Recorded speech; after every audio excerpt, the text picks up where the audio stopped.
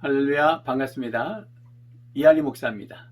여러분, 오늘도 출애굽기를 배우면서 행복하고 또 소망을 갖고 그리고 건강한 하루가 되시기를 주님의 이름으로 축복합니다.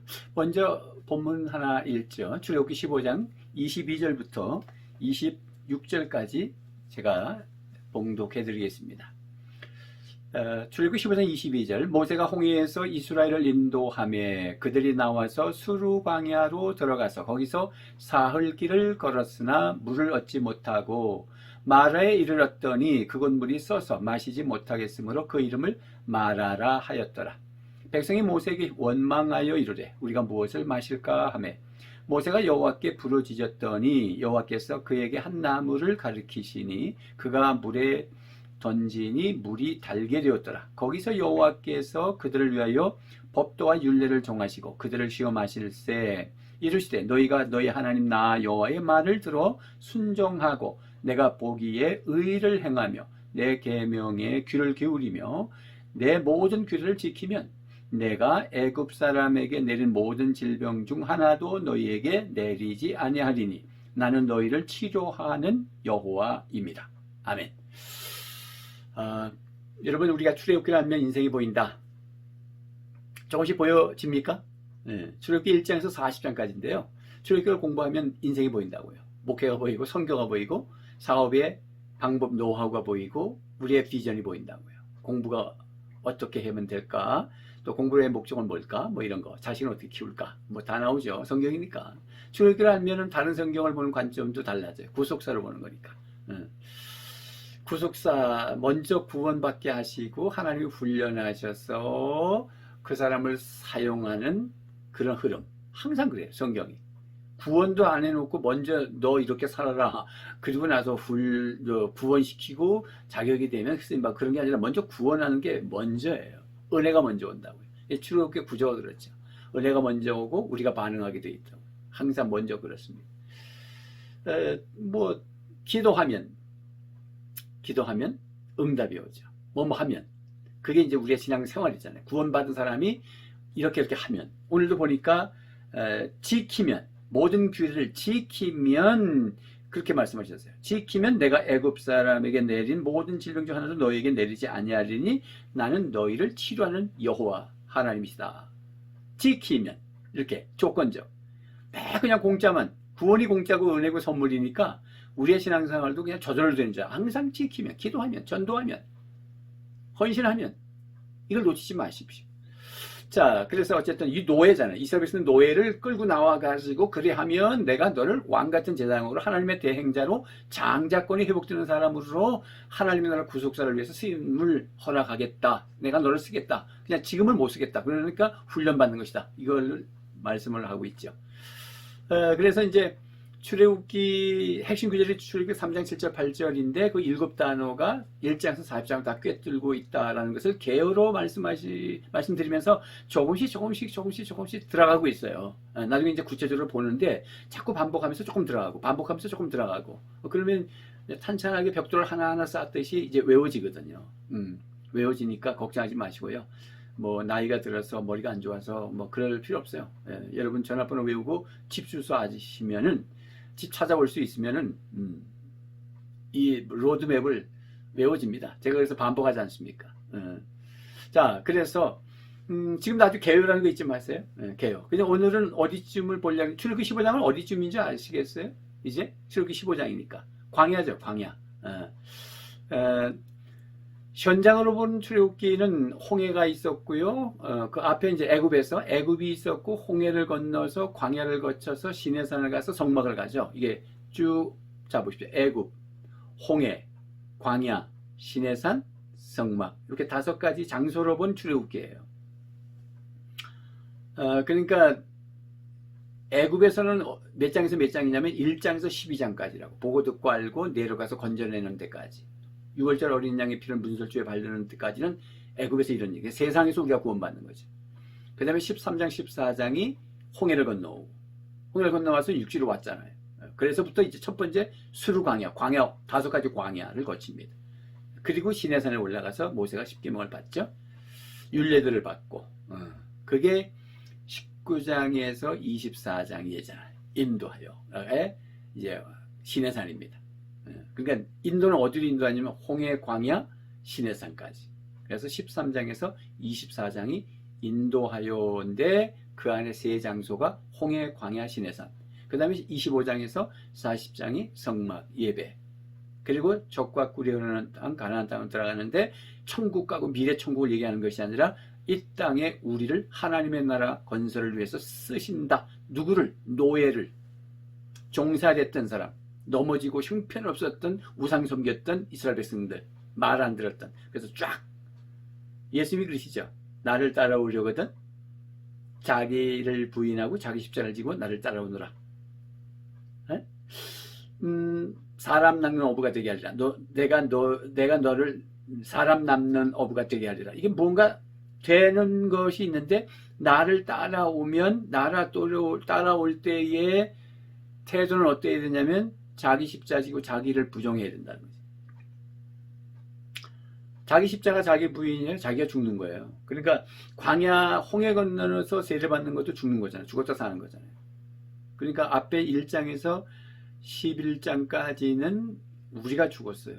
고난을 통해 고난을 통해서 엄청난 시련을 만났어요. 그래서 우리를 건져주시기 위해서 예수님께서 우리를 위해서 십자가에 못 박으시는 사건을 상징하는 어린 양, 6월절의 어린 양 피를 문설주에 바르는 12장이 나온다. 주님이 죽죠. 우리를 살려내신다고. 그 다음에 이제 세례를 받으면 내가 죽는 거죠. 내가 자면 그리스도가 사는 거예요. 내가 죽을수록 그리스도가 사는 거예요. 그게 갈라디아서 2장 20절이죠. 내가 이제 십자가에 못 박혀 죽으셨는데 이제 내가 사는 것은 나를 위해서 십자가에 못 박이신 예수 그리스도를 믿는 믿음 안에서 사는 것이다. 그럼 내가 죽으면 그리스도로 나타나는 거예요. 항상. 그래서 바울이 나는 날마다 죽노라. 그걸 이렇게 홍해를 건넌 사건, 광야를 건넌 사건, 자기를 부정하고 자기 십자가를 짓는 사건이에요. 예수님이 자기를 따라오시면은 사람 낳는 어부가 되고 왕 같은 제사 삼을 건데 일단 태도가 뭐냐? 자기를 부정하고 자기 십자가를 지라는 거잖아요. 그게 이제 광야라고요. 얼마나 중요한 거예요. 자, 그러면 오늘 15장을 읽어놨는데 위치가 어디예요? 광야예요. 홍해를 건넜어요. 14장에서 홍해를 건넜단 말이에요. 13장에서 오리엔테이션 했고 다시 이제 구체적으로 또 합니다. 걱정하지 마세요. 앞에 거 들으세요. 앞에 거. 그냥 따라오시는 분들만 따라오고 하시는 건데요. 이제 저도 잘 유튜브 잘 몰라요. 근데 그 유튜브 보니까 구독이라고 있더라고요. 그걸 누르면 거기에 보면 종 표시가 있잖아요. 거기에 들어가 보면 전체 구독이 있어요. 그러니까 제가 이거 올린 거를 다 볼 수 있다는 거죠. 구독을 일단 눌러 놓으시고 다음에 이제 유튜브에 가서 이한희 목사를 치면 제가 1회부터 쭉 올린 거 아마 제가 목회 현장에서 설교한 것도 떨란지는 모르겠는데 그건 뭐 중요한 건 아니고요. 요거 좀 강의를 놓치지 마시도록 소개해 드리는 거예요. 그러니까 1회부터 지금 이제 8회까지를 쭉 볼 수가 있을 거예요. 구독을 안 해 놓으시면 제가 자꾸 보내드릴 수 없잖아요. 제가 한두 번은 그렇게 할 거예요. 그러는데 이제는 너무 많아요. 카톡 친구만 해도 한 2,000명이 넘고 페이북 친구만 해도 2,500명이 돼요. 그걸 다 일일이 개인적으로 어떻게 보내요? 말이 안 되죠. 그러니까 여러분 한 번씩 구독을 눌러 놓으시면 뭐 시간 있었을 때 짧게 뭐 15분에서 20분, 좀 길면 24분 정도 하는 거니까요. 그냥 편안하게 잠깐 들어도 25분 가잖아요. 그래서 들으시면 돼요. 뭐 메모 하시려면 하시지만은 메모 안 해도 아웃라인이 쫙 잡히도록 해드릴게요. 자, 그래서 어쨌든 이제 8회인데, 자, 그래서 출애굽기 15장을 읽어놨어요. 그러니까 출애굽기 15장은 광야다. 광야가 첫 번째 광야예요. 온 거예요. 인도해서 광야라고. 하나님이 없어서 광야가 아니라 하나님 우리를 이제 훈련한 학습의 현장으로 광야로 이끌어가는 거예요. 첫째 학습 장소가 우리 하나님은 광야에서 뭘 하고 싶으시냐면 훈련해서 하나님에게 직면하고 하나님만 바라보도록 노예인 이 이스라엘 백성들을 그렇게 훈련하기를 원한다. 우리를 이게 우리에게 적용 안 하면 아무 의미가 없어요. 그죠? 항상 이게 우리 삶의 현장, 장사, 학교, 신앙생활, 가정생활, 뭐 교회생활 모든 통틀어서 통합적인 세 가지죠.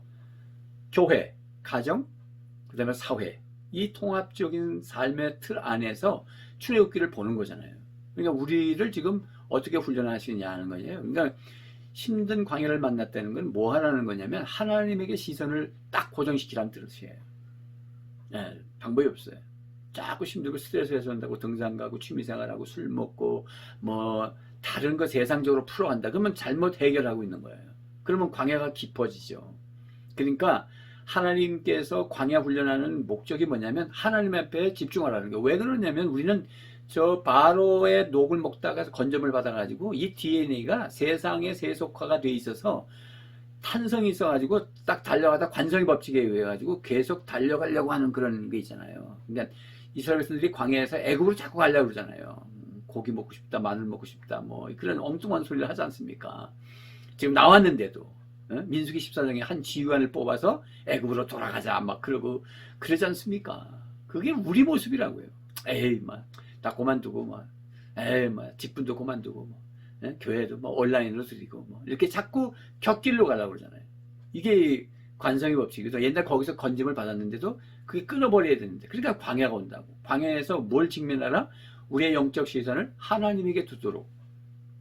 그러니까 매일 큐티하고 이렇게 매일 말씀을 묵상하는 건 아주 중요해요. 매일 찬양하면서 직장에서도 일하시면서도 주님을 묵상하고 어떻게 이 회사를 살릴까 뭐 이렇게 묵상하면서 설계도 하면서 하나님 나라를 위해서 내가 어떻게 하면 좋을까 하나님 앞에 기도하면서 그게 하나님의 시선이죠. 하나님에게 시선을 놓치지 않은 거잖아요. 하나님을 전혀 잊어버리다가 주일날 그것도 온라인 예배 떡 드리고 뭐 대충 드리고 그냥 예배 끝났다 종교생활 하면은 힘들죠. 그런 인생은 어려워요. 자 개요입니다. 아직은. 그래서 이제 출애굽기 15장 22절부터 지금 읽어놨습니다만은 이스라엘 백성들이 홍해를 건너가지고 사흘길을 왔는데 물이 없어져가지고 얼마나 목마르겠어요. 3일 동안 물을 못 먹었으니까 200만이에요. 광야예요. 뭐 한 5 애들하고 부부하고 5명이서 텐트 치고 3일 동안 물을 안 먹어도 죽겠을 건데 춥고 배고프고 낮엔 덥고 밤엔 춥고 야, 그게 걸어가다가 물을 만났단 말이에요. 얼마나 좋겠어요. 와, 뛰어들어갔겠죠. 막 수영도 하고 막 물 먹고 막. 근데 쓴 물이었다라는 거죠. 그러니까 이스라엘 백성들이 원망했잖아요. 오늘 본문에 보면 원망하여, 원망하여. 24절 백성이 모세에게 원망하여. 왜 기대치가 어긋나고 자기 소원 성취가 안 되면은 왜 목사님을 원망합니까? 왜 아버지를 원망합니까? 모세를 향해서 원망했어요. 모세에게, 백성이 모세에게, 누구에게? 모세에게, 지도자에게, 왜 사장님에게, 왜 그래요? 광야를 통과하지 않은 사람들은 원망하고 광야를 통과해본 모세는 왕궁 40년, 광야 40년 훈련받은 모세는 어떻게 해요? 부르짖잖아요. 25절에 모세가 여호와께 부르짖었더니 출애굽기를 보시면서 뭐 그거 출애굽기뿐만 아니라 우리 인생의 관점을 보시면서 쓰임 받는 사람은 기도하고요. 쓰임 안 받고 문제거리는 꼭 원망해요. 당신은 어떤 사람이세요? 문제가 있거나 이렇게 뭐 아프고 막 그러면 기도가 됩니까? 원망이 됩니까? 뭐 처음에 원망을 할 수 있어요. 사람인지라. 그러나 시선을 빨리 하나님께 바꿔야죠. 기도하는 사람이 되셔야지. 그래야 문제가 해결된다는 거예요. 그 부르짖었더니 한 막대기를 지시해서 넣어라 그 물에. 그랬더니 물 마실 수 있는 단물이 됐다는 거잖아요. 그 막대기가 뭐냐, 막대기가. 어쨌든 하나님의 지시하는 대로 막대기를 넣었더니 쓴물이 단물이 됐다. 그러니까 여기 그 광야가 수루 광야거든요. 첫 번째 광야, 5번째 광야까지가 있는데 첫 번째 광야가 뭐냐면 수루 광야는 기대치가 어긋났을 때 문제 해결이 막대기를 넣는 거다. 쓴 현장에 막대기를 적용하는 거다. 적용하는 게 막대기가 뭐 막연하잖아요. 그래서 웨런 워스비 목사님이 십자가라고 봤어요. 뭐 저도 동의해요. 여러분 어떻게 해요? 어쨌든 뭔가 막대기가 들어갔는데 쓴물이 단물이 됐고 그러면 우리가 이제 어떤 문제가 만났을 때 기대치가 어긋났을 때 기대했는데 기대대로 안 되는 게 인생이잖아요. 그럴 때 어떻게 했으면 좋겠어요? 십자가 적용하라는 뜻이라. 십자가 적용한다는 게 또 뭐예요? 강단에도 십자가가 있어야 된다. 성경 공부도 구속사 십자가가 없으면 무슨 의미가 있냐. 찬양 속에도 십자가 있어야 된다. 이런 얘기를 하는데 십자가가 복음이죠. 나를 위해서 십자가를 지신 예수 그리스도 그 복음의 내용이 십자가고 부활이죠. 근데 십자가를 적용하는 건 뭐예요? 그러니까 회개하는 거예요.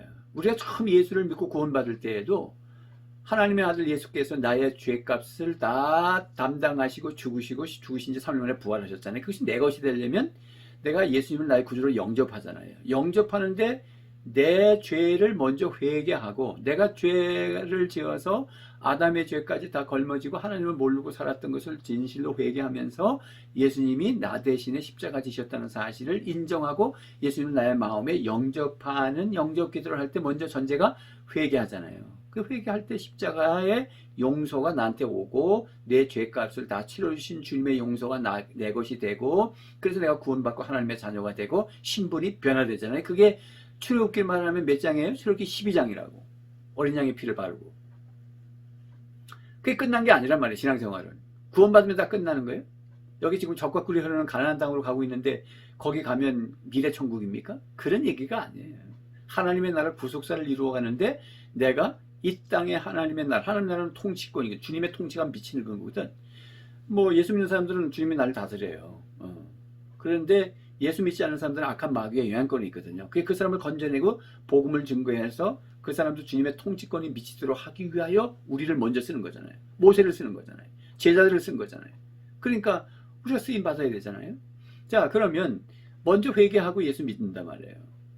그게 첫 번째 회개예요. 그래서 두 번째 회개는 뭐냐면 이제 출애굽기 12장을 건너서 구원받았고 세례를 받아서 지금 15장에 와서 광야를 거쳤는데 회개 얘기하니까 이건 구원받기 위한 회개가 아니잖아요. 그럼 무슨 회개냐? 여러분 여기에서 구원파 2단 얘기 잠깐 하면 구원파 2단이 뭐 왜 2단입니까? 잘 나가다 끝이다는 게 2단이잖아요. 구원파 뭐 구원의 확신, 뭐 거듭남의 비밀, 거듭남 생일을 알아야 된다 뭐 이런 얘기 하잖아요. 거기서 그분들이 강조하는 게 뭐냐면 예수를 믿고 하나님의 자녀가 됐으면 죄 용서 받았고 당신 의인이냐 죄인이냐 그 묻잖아. 그래서 죄인이라 그러면 당신 구원 못 받았다. 왜 죄인이라 그러냐? 그랬더니 우리는 죄인인데 예수 믿어서 의인 됐다. 다시 묻는다. 의인이냐 죄인이냐? 그럼 우리 보통 죄인이라 그러죠. 그런데 그 사람들에게 넘어가지 않으려면 우리는 답변을 분명히 해야 돼요. 죄인이었지만 예수 믿고 의인 됐다. 난 의인이다. 그 사람들의 질문의 요지가 뭐냐면 그 질문, 10가지 질문이 있어요. 근데 그 질문이 회개하지 말아야 된다는 거야. 죄를 인정하지 말아야 된다는 거야. 너가 이제 의인 됐으니까 이젠 회개할 필요 없다는 게 하나님 자녀가 됐으니까. 근데 왜 자꾸 회개하냐? 그러나 여러분 성경을 보십시오. 요한일서 1장 9절에도 뭐 하나님께서 미쁘시고 의로우셔서 우리가 우리 죄를 자백하면 우리 하나님께서 우리의 죄를 깨끗하게 해주신다는 내용의 말씀이잖아요. 그러면 그 요한일서 우리가라는 말은 사도 요한과 일서를 받는 편지를 받는 그리스도인을 통틀어 우리잖아요. 그러면 예수 믿는 사도도 회개해야 된다고 얘기하잖아요. 그러면 그 사람 지옥 갑니까? 그러니까 이단이지 구원파가. 참 몰라서 그러는 거예요. 우리가 처음에 출애굽기 12장에서 구원받았으면 그 다음부터 하나님의 자녀가 됐으면은 회개라는 것은 아버지와 하나님과 아버지 하나님과의 관계가 회복을 위해서 회개하는 거예요. 자, 자식 가정의 비유를 들어볼까요? 부자지간이 있어요. 자식이 청소년입니다. 근데 아버지한테 말도 없이 3일 동안 학교도 안 갔어. 그리고 나쁜 친구가 돌아다녔어. 그래서 집에 들어왔어. 지방에 들어가는 거예요. 그래서 불렀어요. 그랬더니 아빠 왜 불러? 너 자식아 3일 동안 집 나가고 학교도 안 가고 뭐 하는 짓이야? 했더니 말하지 마세요. 지방에 확 들어갔어요. 자, 그러면 야 호적 끊는다, 뭐 부자지간이 2년 끊는다 그래서 부자지간이 안 되는 겁니까? 답답하면 그런 얘기 하죠. 부자지간은 끊어질 수 없어요. 근데 뭐가 끊어졌죠? 관계가 끊어진 거예요. 아버지의 사랑과 그 축복이 자식에게 흘러가지 않죠. 등록금 안 줄 것이고 뭐 옷도 안 사줄 것이고 용돈도 안 줄 거예요. 왜? 훈련하기 위해서. 그러면 이 자식이 다시 받는 방법은 죄송합니다.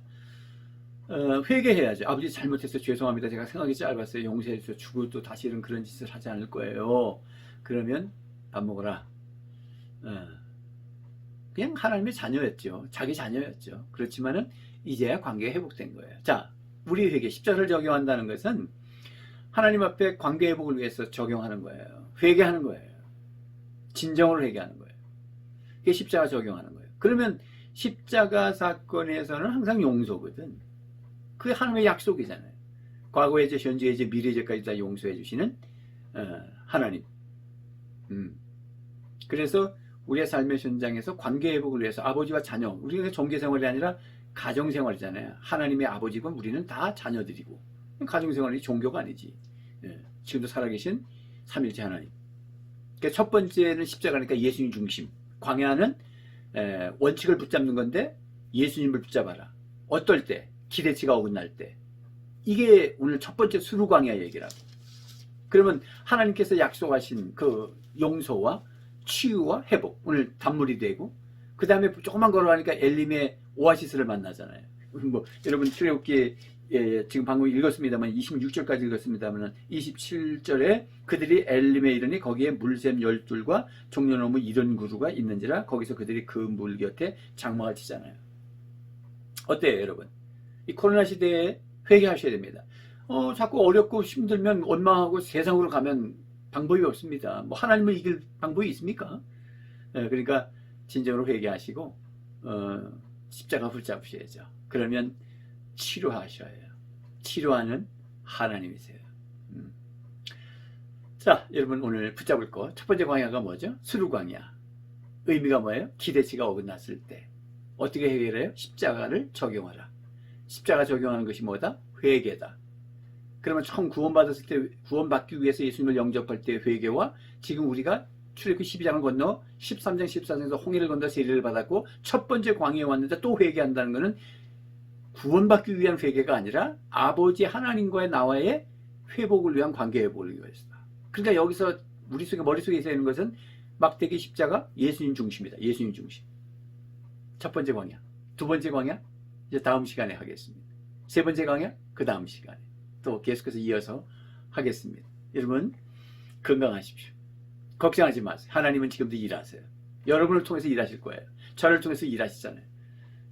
터밭 읽으면서 그냥 여기 있을 수는 없죠. 터밭도 읽고 몸도 건강하게 해야 쓰임을 하니까.